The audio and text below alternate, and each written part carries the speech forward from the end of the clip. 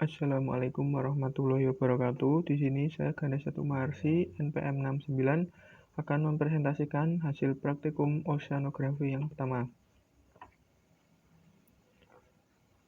Mengenai kecepatan arus air laut, A. Pengaruh dengan kualitas air. Dengan laut yang memiliki kecepatan arus melebihi rata-rata, kemampuannya akan dapat mengaduk air laut dengan lebih baik dan lebih tersebar, sehingga dengan adanya organisme yang tersebar, kualitas air laut akan semakin baik.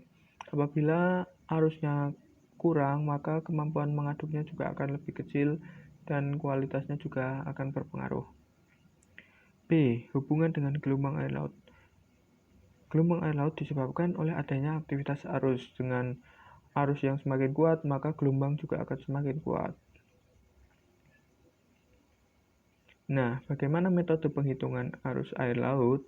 Metodenya yaitu dengan perekaman, pencatat pasang surut, kemudian menggunakan prinsip tekanan air, kemudian metode Euler, Sontek agronaut, lalu metode mooring, lalu dengan metode perekaman pencatat gelombang. Yang terakhir yaitu dengan menggunakan Sontek agronaut XR, memiliki prinsip ADC atau Acoustic Doppler Current Profiler with a vertical painting transducer and pressure. Lanjut, berikutnya yaitu hasil. Nah, nilai muka laut adalah 179,8 cm. Nah, ini muka laut terendah 24,6 cm.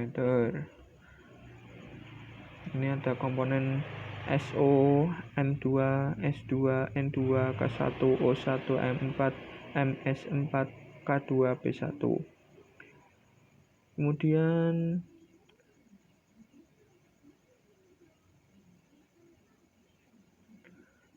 kecerahan. Apa itu kecerahan?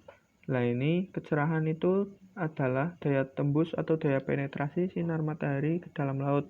Biasanya dihitung atau diukur menggunakan alat Cesidisk. Bagaimana pengaruhnya terhadap kualitas air? Ketika kemampuan cahaya untuk menembus air semakin dalam, maka kecerahannya juga akan semakin tinggi. Ketika kecerahan semakin tinggi, maka kualitas air itu akan baik, karena cahaya matahari dapat masuk ke dalam air dan biota air seperti tanaman yang ada di dalam air, koral, akan mendapatkan suplai sinar matahari sehingga tumbuhnya akan optimal. Bagaimana hubungan kecerahan air dengan yang pertama, salinitas? Semakin tinggi salinitas, maka kemampuan penetrasi akan berkurang dikarenakan tekanan osmotik yang tinggi. Kemudian suhu yang melebihi rata-rata akan bisa dikatakan hangat. Nah, ketika suhu ini akan naik, maka pertumbuhan fitoplankton akan tinggi sehingga akan menghalangi penetrasi cahaya matahari dan menyebabkan kecerahannya berkurang. Kemudian pH. Apabila perairan laut memiliki pH yang stabil, produktivitas biota air akan tinggi. Kemudian ketika banyaknya produktivitas air seperti nutrien, itu juga akan menyebabkan kecerahan berkurang. Kemudian metodenya yaitu menggunakan Cesidisk. Fungsinya menghitung tingkat kecerahan air laut dengan bagaimana proses asimilasinya di dalam air, lapisan-lapisan mana yang tidak keruh dan yang paling keruh. Perairan dengan kecerahan rendah pada cuaca normal umumnya memiliki partikel yang tersuspensi. Jadi ketika cuacanya normal tapi kecerahannya rendah, itu bisa dipastikan bahwa air laut tersebut memiliki sedimen yang membuat air laut di situ tidak cerah, tidak dapat tertembus oleh sinar matahari. Kemudian perairan dapat dikatakan kecerahannya rendah apabila tingkat kecerahan di bawah 2 meter. Penghitungan suhu air laut. Hubungannya dengan kualitas air laut. Suhu yang terdapat pada lingkungan laut akan mempengaruhi kehidupan organisme laut menurut Susono 1974. Aktivitas metabolisme serta penyebaran organisme air banyak dipengaruhi oleh suhu air. Nonci 2005. Kenaikan suhu dapat menyebabkan stratifikasi atau pelapisan air. Stratifikasi air menyebabkan berpengaruh terhadap pengadukan air. Sehingga diperlukan penyebaran oksigen supaya pelapisan air dasar tidak menjadi anaerob. Selanjutnya yaitu suhu memiliki pengaruh terhadap salinitas. Dengan tingginya suhu, maka salinitas juga ikut meningkat disebabkan air laut yang menguap. Bagaimana metodenya? Pengukuran suhu air laut dilakukan dengan termometer. Bagaimana cara mengukurnya? Dengan mengikatkan termometer dengan tali rafia, lalu ditempelkan dengan air laut, ditunggu sampai 1-2 menit, kemudian diangkat dan dibaca hasilnya. Lanjut yaitu penghitungan pH atau derajat keasaman. pH memiliki pengaruh yang membuat kadar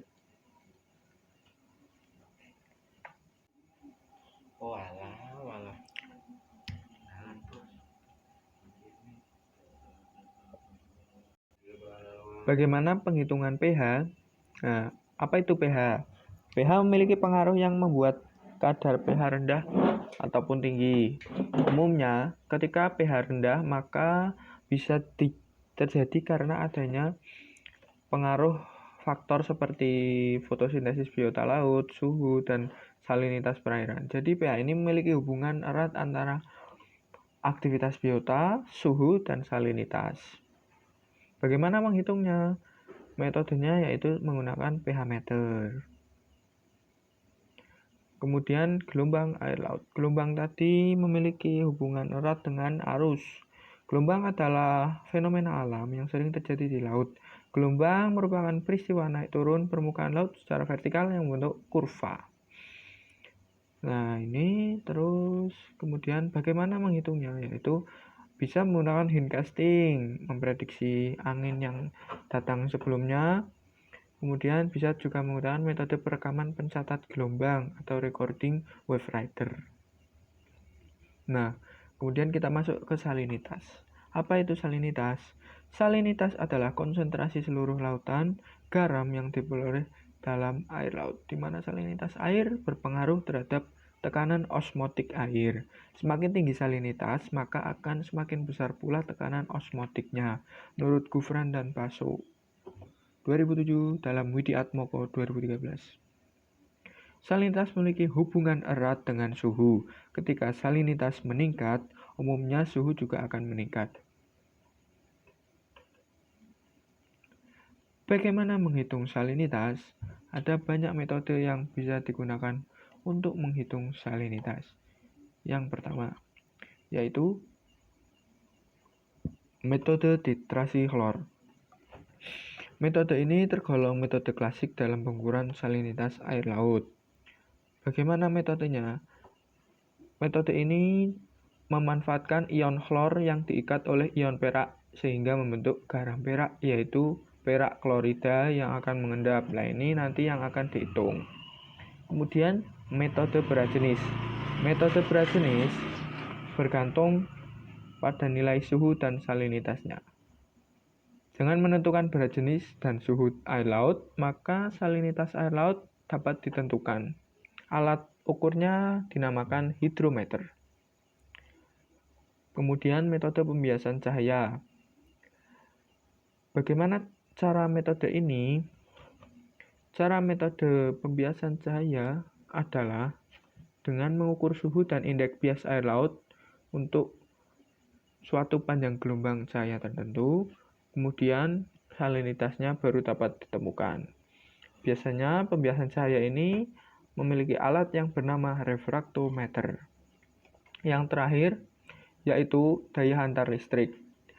Daya hantar listrik ini metode yang paling akurat, bisa mencapai 0,1 sampai 0,003% ketelitiannya. Jadi cukup teliti sekali. Bagaimana metodenya? Metodenya yaitu bergantung pada nilai salinitas air laut dan suhu air laut. Dengan membandingkan daya hantar listrik air laut yang diukur terhadap antar air laut. Nah, ini kebanyakan menggunakan hantar listrik ya, karena kan dengan air yang mengandung garam atau ion ini akan dapat menghantarkan listrik. Biasanya alatnya menggunakan salinometer. Nah, ini beberapa jurnal yang saya gunakan.